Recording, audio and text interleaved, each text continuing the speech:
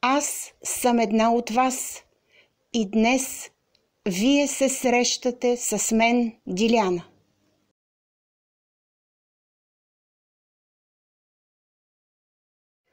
Скъпи приятели, здравейте! Аз съм Диляна. Радвам се, че днес отново сте с мен. Днес започваме с конкретни обяснения за духовните връзки. Аз получих много въпроси след първото видео, в което обявих, че започвам тази поредица и действително бих искала от самото начало да обясня какво е това духовна връзка. Духовната връзка, това е връзка от така наречения нов тип. Какво означава това? Срещат се двама души и респективно две души, които са преминали през достатъчни страдания и изпитания, които са осъзнати, които имат желание в техния живот да се случват неща, които са различни от материалния облик на бита и делника. Тоест, двете души действително имат желание да се докоснат до другия човек или другата душа по един по-различен начин. При тази духовна връзка се получава среща и един тип споделяне, което е на всички нива. Т.е. получава се обмен, който е интелектуален, емоционален, сексуален и духовен, при което двете души започват да трептят след срещата на една по-висока честота. Те получават една по-висока вибрация и се получава едно цяло при срещата на двете половинки, което е духовно цяло. То е силно, то е много енергийно, то е неунищожимо. Понякога, при случаите, които съм срещала, двете души са на едно такова високо ниво, че те продължават този обмен, независимо къде се намират. Може единият човек да се намира на единия край на света, другият да се намира на другия край на света, но във всички случаи този обмен помежду им продължава. Имала съм случаи, при които единият човек е преминал в отвъдното, т.е. неговата душа, контактува с душата на другия човек по тези много странни начини. Това е защото помежду им се е образувало онова духовно цяло, което е неунищожимо. То може да премине през пространството, през времето. То може да съществува както в отвъдното, така и на земята. Кои са условията, за да срещнем духовна връзка или духовна половинка? Най-напред, ние като човешки същества трябва да бъдем осъзнати. Какво означава да сме осъзнати? Да не робуваме на догмите на обществото, които са измислени в съответния обществен строй, така да се изразя, а да сме търсещи, да имаме нужда от други неща, които са извън материалното, да имаме други стремежи, да имаме други копнежи, така да се изразя, които да са свързани с едно единение, с подобна на нас чистота и вибрация. Кога се получава това достатъчно осъзнаване? Във всички случаи то се получава, когато сме минали през отредените ни страдания и изпитания в този момент или в този етап от нашия живот. Ние срещаме около себе си много хора, които са мрънкащи, хленчещи, на които нищо не им е наред. Те търсят непрекъснато някаква помощ, те търсят непрекъснато някаква грижа, те искат някой да се занимава с тях. Този тип хора не могат да достигнат до осъзнаване, защото те са затънали в материалното, в бита и в делника. Те нямат други интереси, освен интересът, който е чисто егоистичен на тях да им стане по-добре. Така че, онези, които срещат духовната си половинка, не са сред тези хора. Това са хора, които имат стремежи различни, в различна посока, които имат интереси, които не са декларирали пред себе си, че са само едно човешко тяло, а са осъзнали, че вътре в това тяло има душа и тази душа се стреми към други неща. Тя търси да открива души подобни на себе си на базата на енергийната характеристика на душата. Тази душа търси подобна чистота и вибрация.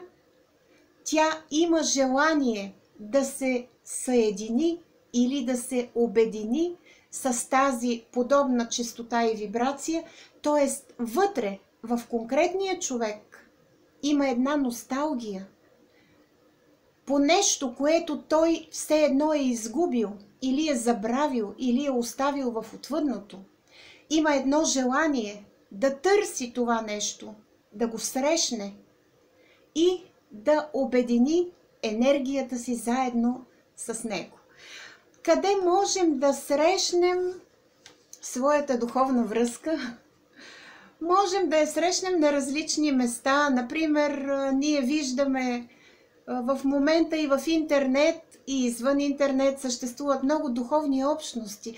Много хора, които са търсещи, които са като нас, които вярват, че освен човешкото си тяло имат една безсмъртна душа и искат да намерят хора, които говорят образно казано на техния език, хора, които имат техните интереси, хора, с които би могло да се получи споделяне на всички нива. Така че в духовните общности ние можем да открием своята духовна половинка. Къде бихме могли още да я открием? Разбира се, в обществото. Ние сме социални същества, ние сме социализирани в нашия бит и делник. Ние срещаме много хора на местата, където живеем, на местата, където работим. Ние срещаме много хора, ако щете, съвсем случайно на улицата. Аз даже имах един такъв случай, за който по-нататък ще ви разкажа по-подробно, но сега искам само да го спомена. Двама души или две души се бяха срещнали съвсем случайно на улицата. Мъжът, който беше с велосипед, бе блъснал девойката, която пресичаше на пешеходната пътека. Между тях се породи едно голямо приятелство, което прерасна по-късно в една любов, която и до момента съществува. Тоест, обстоятелствата, при които ние можем да срещнем своята духовна половинка, са най-различни.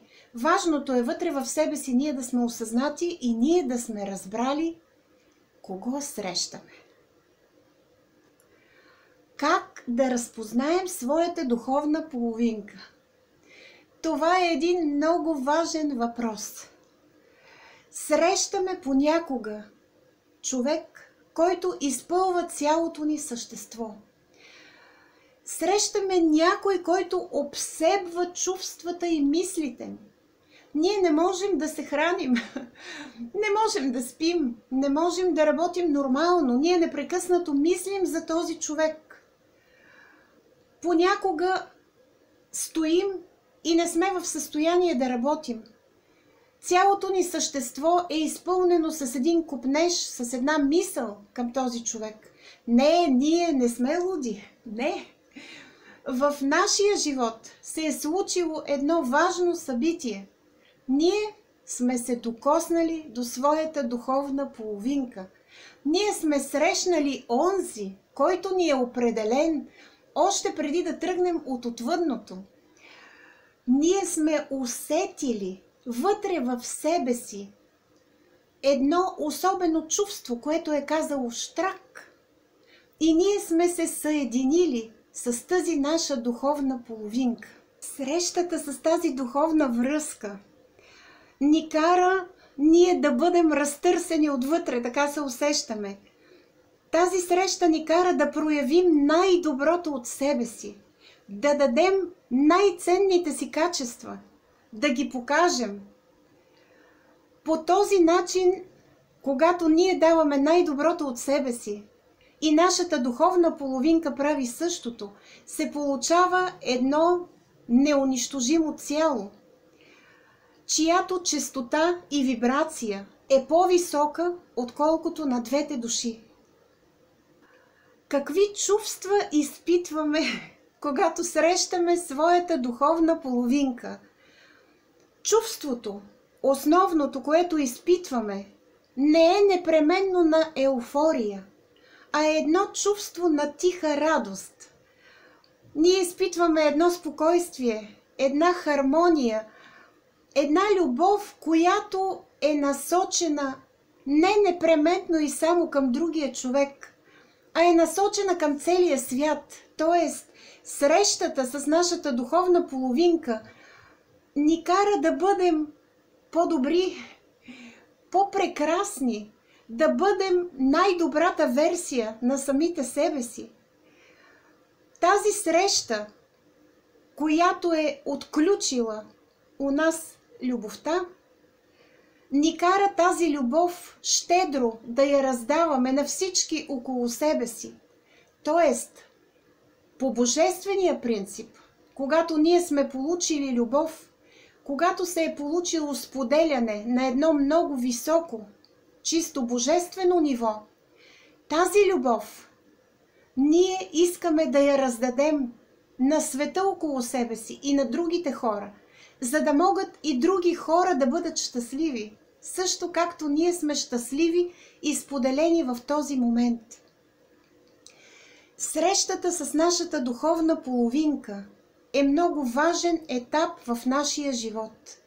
Това означава, че ние сме заслужили онзи подарък или онази награда, която Бог ни дава. Това означава, че ние сме минали достойно през страданията и изпитанията. Това означава, че ние сме на прав път в нашия живот, че сме успели по най-добрия начин да излезем на пътя, който ни е отреден и да срещнем онзи, който ни е даден. Срещата с духовна половинка е винаги сигнал, че в нашия живот следват добри и хубави неща. Срещата с нашата духовна половинка е винаги белег, че ние имаме нови стремежи, че излизаме на нов път заедно с човека, когото сме срещнали, и че заедно ние ще вървим напред и нагоре към покоряване на различни висоти, независимо дали са интелектуални или духовни. Срещата с нашата духовна половинка ни дава пълнота в нас като човешки същества и тя изиграва роля на трамплин по пътя към нашето развитие и усъвършенстване. Тоест, срещата с нашата духовна половинка играе ролята на катализатор в нашия живот. След тази среща ние никога не можем да бъдем същите, защото ние сме се докоснали до Божественото, до първоизточника, до Бог, когато сме срещнали своята духовна половинка, която е част от самите нас, защото двете души са образували общото цяло. Те са получили една по-висока честота и вибрация. Те са се докоснали до Божественото и са създали едно неунищожимо божествено цяло, което в този живот и след него ще ни води напред и нагоре към първоизточника, към Бог, което в нашия живот ще изпълни мисията си да подкрепя не само нас и нашия духовен спътник, но да подкрепя всички онези, които са около нас, да пръска любов, да пръска добрина, човещина разбиране около себе си и във всички случаи да помага на всички души, които са около нас, за да се стремят да се развиват, да се усъвършенстват и да станат част от онази голяма божествена общност, която е слязла тук на земята в конкретното си прераждане, която се стреми да направи света по-добър, хората по-прекрасни, която се опитва да пренесе като факел божественият огън и божествената любов тук сред нас на земята. Аз ви благодаря, че днес бяхте с мен. Очаквайте следващото видео, което е посветено на духовните връзки. Довиждане и до нови срещи!